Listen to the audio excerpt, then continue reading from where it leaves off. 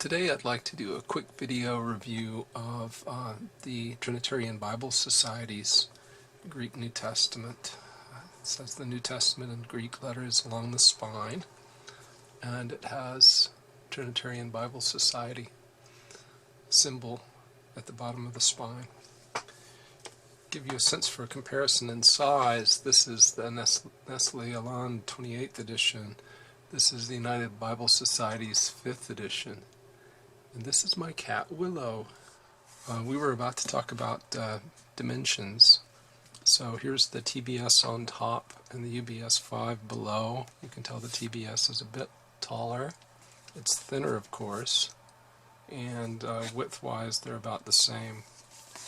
In terms of dimensions, the TBS Greek New Testament, the blue hardcover, is 7 7/8 inches tall.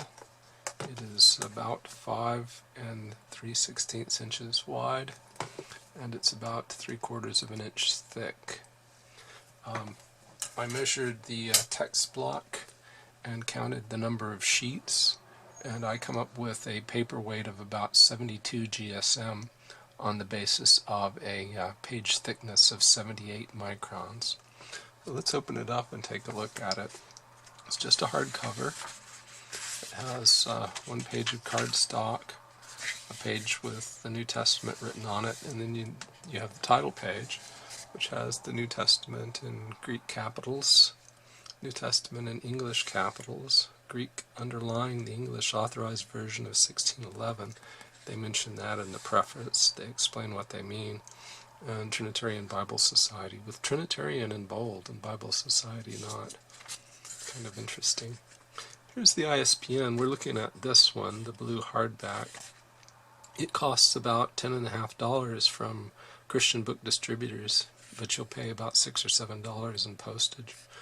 The black calfskin leather one I've seen at evangelicalbible.com. It's about $45. Copyright 1976, Trinitarian Bible Society. Printed and bound in the Netherlands by Royal Youngblood. Is anything not printed and bound there these days? It seems like almost everything is. The preface has a couple of key sentences here. The Textus Receptus printed in this volume represents the Greek text followed by the translators of the King James Bible published in the year 1611. They explain the history of the Textus Receptus, the various editions of the Greek New Testament. Then this last line here, they say the present edition of it underlies the English Authorized Version of 1611. It follows Beza's text of 1598 as the primary authority, but it corresponds with the New Testament in the original Greek according to the text followed in the Authorized Version, edited by Scrivener. If you read Scrivener's preface, what he's done is he's started with Beza's 1598, and then he's modified that so that it agrees with the King James Version New Testament text. In his preface, he points out that the King James Version translators occasionally seem to be following the Vulgate and not any Greek text he was aware of.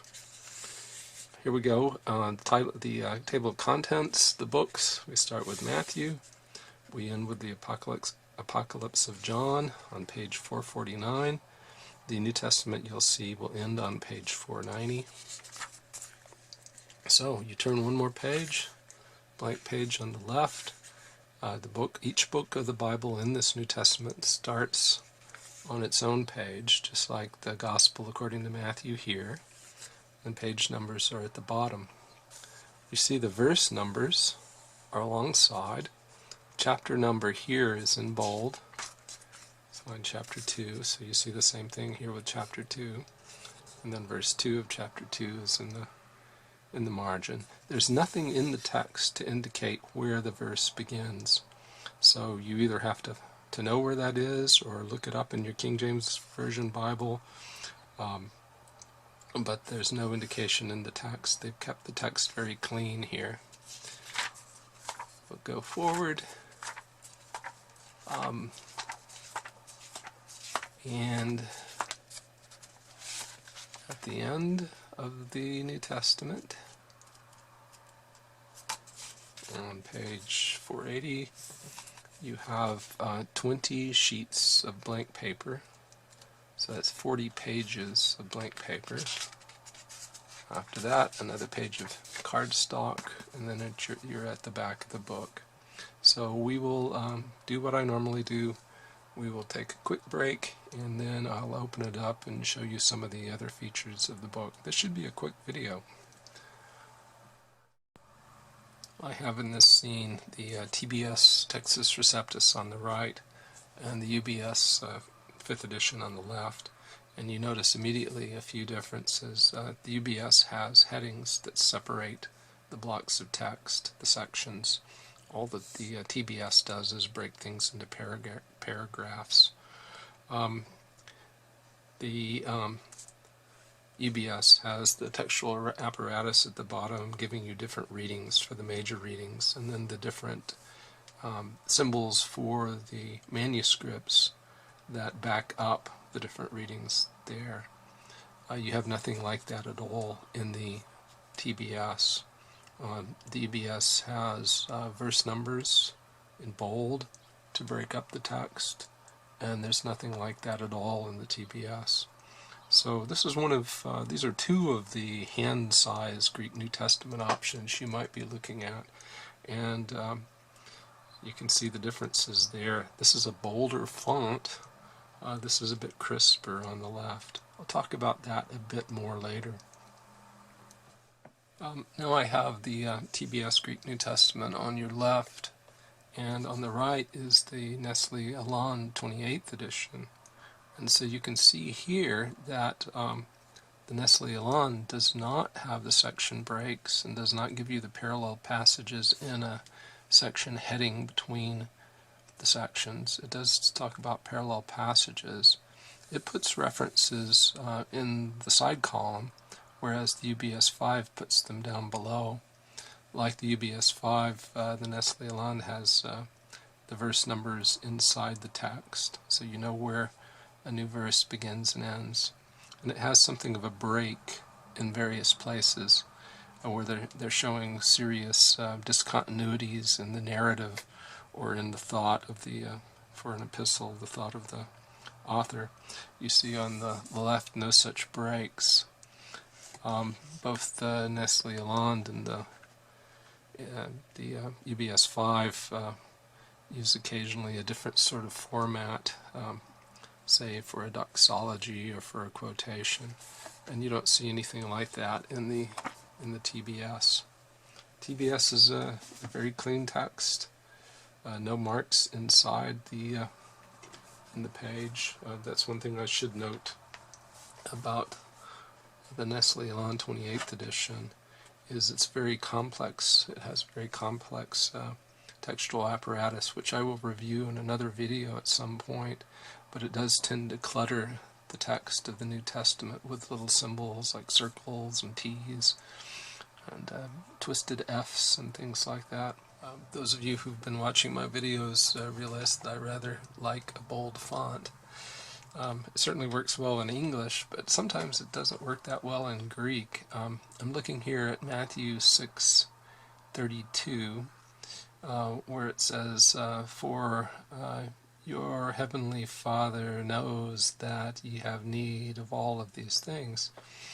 If you look here at "he knows," you see the iota, and it has something above it which looks like it's probably a soft breathing mark, but it's so non-distinct it's hard to tell, and it appears to be a circumflex over the top.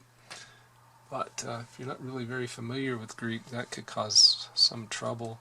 If you look at the same location here in the UBS 5, it's very clear.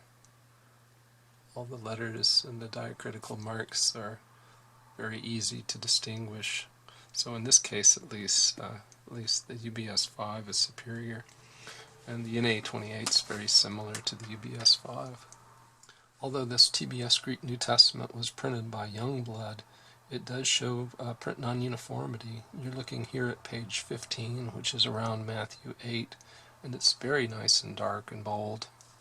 However, if I turn the page just one page farther over, you'll see page 17, Matthew 9:22 at the top of that page, and it is not nearly so bold.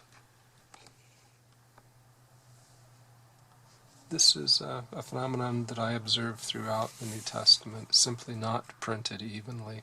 It varies. Fortunately, when it gets light, it doesn't get any lighter than this, or not much lighter than this, and it's still perfectly usable.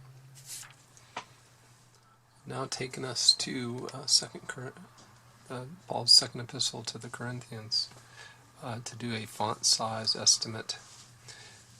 I have a card here where I've written Paul an Apostle in symbol font, and to my eyes at least, 8.5 seems to work very well for the lowercase characters, the alpha, the upsilon, the omicron, the sigma. They're all very close. The pi at the beginning in the symbol is much smaller than the pi in the font there, but it just seems to be the best fit overall. 8 point seems too small for the lowercase letters. 9 point, to my eye at least, is too large.